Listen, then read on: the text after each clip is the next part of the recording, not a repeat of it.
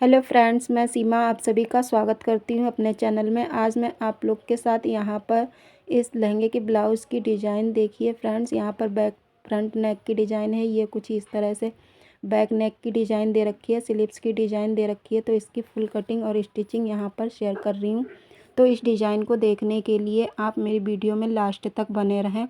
तो यहाँ पर अब हमने अस्तर वाले फैब्रिक को फ़ोल्ड करके रख लिया है। एक साइड से फ़ोल्ड करने के बाद हमने यहाँ पर इसकी लेंथ 13.5 इंच ली है और यहाँ पर गले की हमने चौड़ाई जो है 3 इंच ली है। शोल्डर की चौड़ाई हमने 2.5 इंच ली है। अब यहाँ पर आर्म होल के लिए निशान लगाएंगे, तो हमने यहाँ पर आर्म होल 6.5 इंच पर निशान लगा दिया है।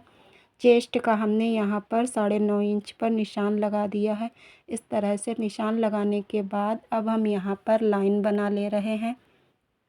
लाइन बनाने के बाद अब हमने यहाँ पर 1 इंच पर निशान लगाकर इस तरह से आर्म होल की गोलाई दे दी है। गोलाई देने के बाद अब हम यहाँ पर कमर का निशान लगाएंगे। तो कमर का निशान हमने 8 इंच पर लगाया है, 1 इंच डॉट के लिए लगा दिया है।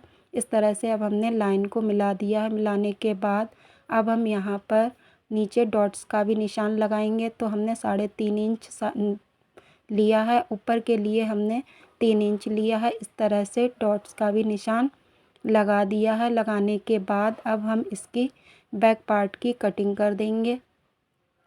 इस तरह से हमने यहाँ पर एक्स्ट्रा फैब्रिक छोड़ दिया था, अब यहाँ से एक्स्ट्रा फैब्रिक छोड़ते हुए कटिंग कर दे रहे हैं। यहाँ पर भी हम शोल्डर साइड से भी थोड़ा सा एक्स्ट्रा फैब्रिक रख रहे हैं। इस तरह से हमने यहाँ पर बैक पार्ट की कटिंग कर दी है। अब हम यहाँ पर ब्लाउज़ के फ्रंट पार्ट की भी कटिंग करेंगे। तो जिस तरह से हमने बैक पार्ट की कटिंग की थी उसी तरह से हम यहाँ पर भी निशान लगाएंगे। इसी तरह से हमने शोल्डर का भी ले लिया है। आर्म होल हमने यहाँ पर भी 6.5 इंच रख दिया है। जितना हमने चेस्ट का निशान उधर लगाया था उतना ही हमने इधर ले लिया है। इस तरह से हमने लाइन सीधी कर ली है। बनाने के बाद हमने वहाँ पर 1 इंच लिया था, इसलिए यहाँ पर अब हम आधा इंच ले रहे हैं। आधा इंच डाउन करने के बाद गोलाई दे दी है। इसी तरह से अब हम कमर की चौड़ाई का निशान लगाएंगे। जिस तरह से हमने उधर निशान बैक पार्ट पर लगाया था उसी तरह से अब हमने फ्रंट पार्ट पर भी लगा लिया है। अब यहाँ पर हमने 13.5 इंच की लंबाई ली है और यहाँ पर एक्स्ट्रा 1.5 इंच की लंबाई और बढ़ा दी है, क्योंकि ये फ्रंट पार्ट है इसलिए हमने यहाँ पर 1.5 इंच की लंबाई बढ़ा दी है। अब यहाँ पर अब हम डॉट्स का निशान लगाएंगे।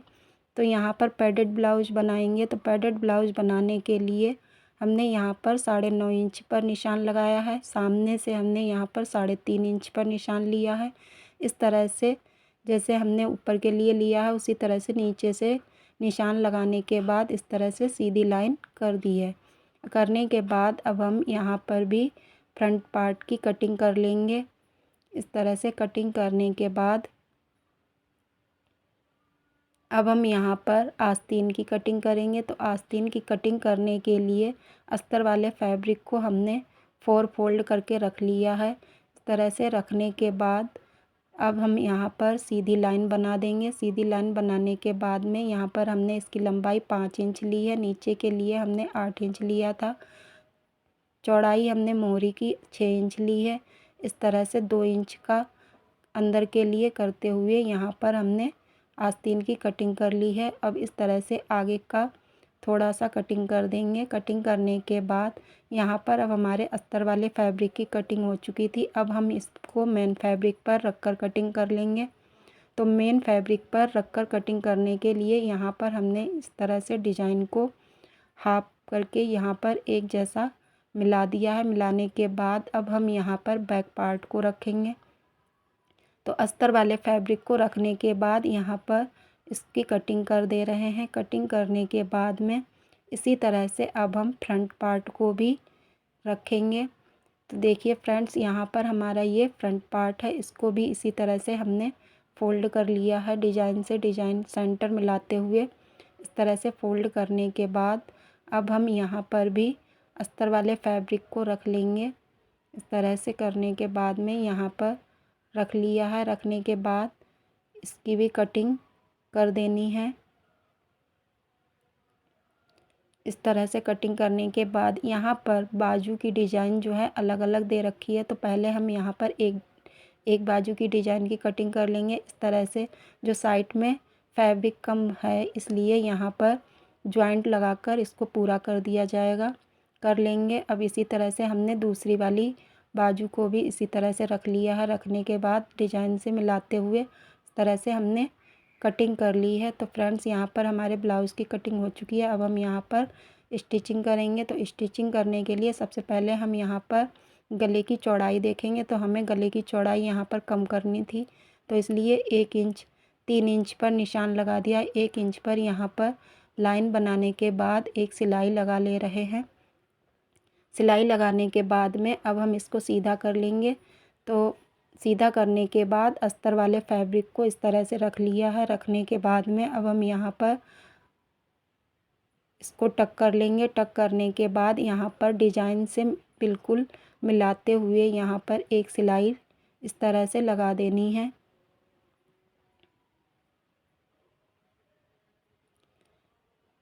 इस तरह से लगाने के बाद फैब्रिक को संभालते हुए बिल्कुल डिज़ाइन से पास में मिलाते हुए एक सिलाई लगा दी है। तो इस तरह से लगाने के बाद अब हम यहाँ पर बचे हुए फैब्रिक को कट कर देंगे। इस तरह कट करने के बाद में अब हम यहाँ पर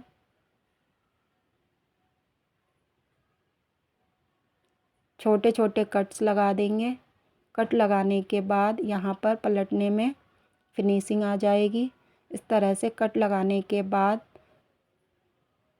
इसको फैब्रिक को सीधा कर लेना है। सीधा करने के बाद में अब हम यहाँ पर पलटकर फिनिशिंग वाली एक सिलाई लगा देंगे। इसके साइड से बिल्कुल इस तरह से यहाँ पर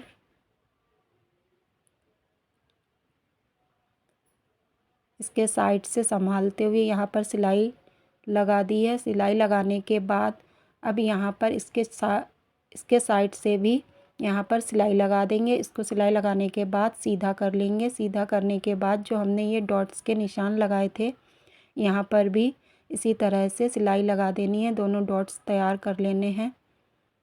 दोनों डॉट्स तैयार करने के बाद अब हम यहाँ पर इस फैब्रिक पर पलटने के लिए अस्तर वाले फैब्रिक की पट्टी लगाएंगे। तो साइड से हमने नीचे से 2 इंच की पट्टी ली है। पट्टी लेने के बाद यहाँ पर साइड से बिल्कुल सिलाई लगा दी है। सिलाई लगाने के बाद अब हम इसको पलटकर सीधा कर लेंगे। सीधा करने के बाद यहाँ पर इस तरह से पलटकर यहाँ पर एक कच्चा टाका लगा देंगे, ताकि हम इसको बाद में तुरपाई करेंगे तो ये कच्चा टाका निकाल दिया जाएगा। इस तरह से हमने यहाँ पर एक सिलाई लगाकर यहाँ पर हमने बैक पार्ट को तैयार कर लिया है। अब हम यहाँ पर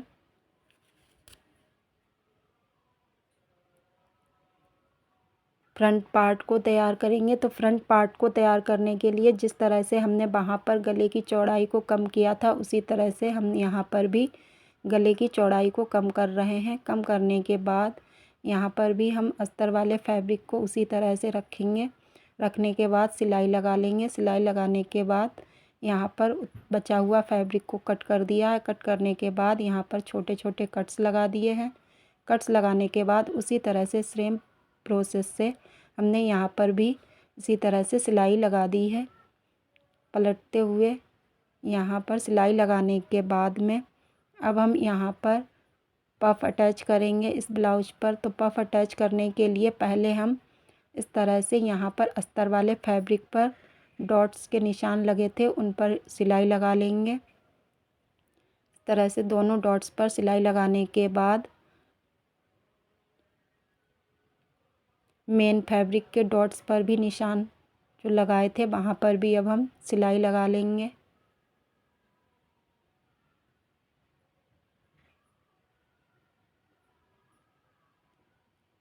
इस तरह से हमने दोनों डॉट्स पर सिलाई लगा ली है। सिलाई लगाने के बाद अब हम यहाँ पर पफ अटैच करेंगे। तो पफ अटैच करने के लिए हमने यहाँ पर पफ को पलटकर बीच सेंटर से यहाँ पर डॉट्स निशान लगा दिया है। इसका सेंटर निकाल कर इस तरह से यहाँ पर दोनों पफों के सेंटर निकालने के बाद कुछ इस तरह से यहाँ पर उल्टा करके रख के यहाँ पर इसको अटैच कर देंगे।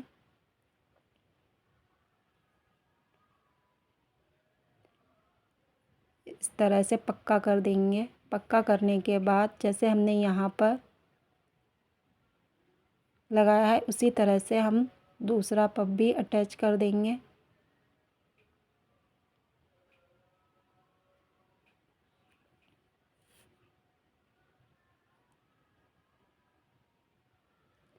इस तरह से लगाने के बाद दोनों पप हमने लगाकर तैयार कर दिए हैं।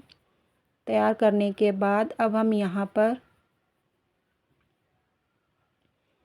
देखिए फ्रेंड्स, तो यहाँ पर हमारे दोनों पप लगकर तैयार हो गए हैं। अब हम यहाँ पर इसको पलटकर सीधा कर लेंगे। सीधा करने के बाद जैसे वहाँ पर हमने यहाँ लगाई थी नीचे के लिए सिलाई, तो उसी तरह से अस्तर के फैब्रिक को रखकर यहाँ पर भी हम नीचे के लिए फिनिशिंग दे देंगे। इसी तरह से यहाँ पर भी पलटकर निशान जैसे लगाई थी पलटकर सिलाई, वैसे ही यहाँ पर भी फ्रंट पार्ट पर भी निशान लगा दिया था। उसी तरह से यहाँ पर पलटकर सीधा कर लिया है।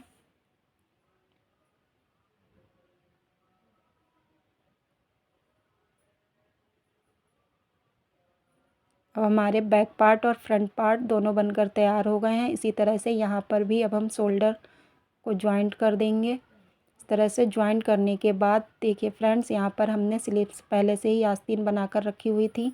अब हम यहाँ पर ज्वाइंट करेंगे आस्तीन की। तो आस्तीन को ज्वाइंट करने के लिए कुछ इस तरह से फैब्रिक ब्लाउज को बीच सेंटर से और आस्तीन का बीच सेंटर लेते हुए यहाँ पर इस तरह से सिलाई लगा देनी है।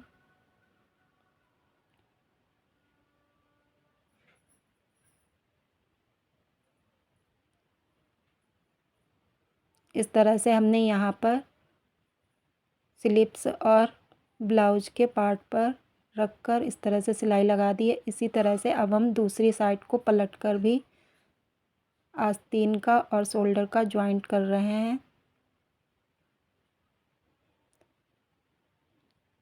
इस तरह से सिलाई लगाने के बाद अब हमारा देखिए आस्तीन लगकर तैयार हो गई है।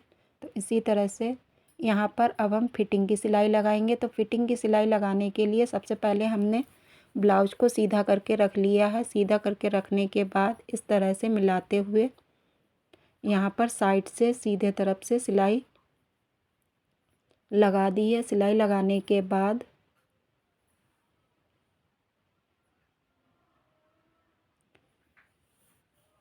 अब यहाँ पर जो एक्स्ट्रा फैब्रिक बच रहा था इसकी फिनिशिंग कर दी है। फिनिशिंग करने के बाद अब हम इसको उल्टा कर देंगे।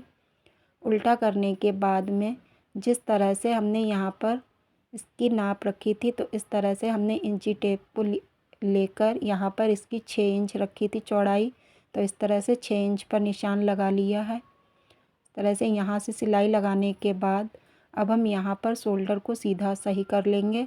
करने के बाद शोल्डर की चौड़ाई जो थी यहाँ पर 8 इंच आ रही थी, तो 8 इंच पर निशान लगाया था। उसी तरह से यहाँ पर भी अब हम सिलाई लगा देंगे। सिलाई लगाते हुए नीचे के लिए जो हमने कमर